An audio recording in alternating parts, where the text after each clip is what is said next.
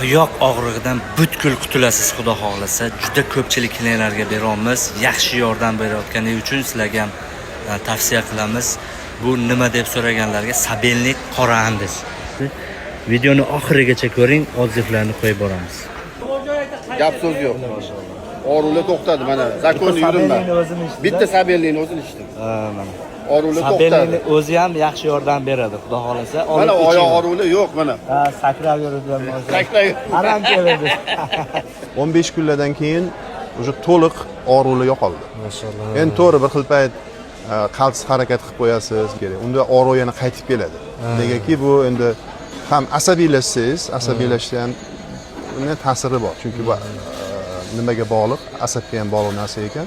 Men amin bo'ldim. Lekin bu sabelnik yana bitta xususiyati davleniyani ham yaxshi tushiradi. Davleniya ham bor edi, davleniya ham ancha tushirib qo'ydi. Faqat termosda ko'p turmasin. Tursa 5 soat turgandan keyin uni ochib qo'yib, chunki har xil holat bo'lishi mumkin. Chunki ichidagi yaxshi elementlar hammasi chiqib olgandan keyin endi unaqangi issiqda turmagani yaxshi, menimcha shunaqa deb o'ylayman. O'sha termosga damlagandan keyin effekt kuchaydi. Shuni ham aytib qo'ying. Termosga damlashdan boshlab, demak o'sha ta'sir kuchayishni boshladi, yaxshilanishni boshladi. Shunaqa. Baraka toping, aka.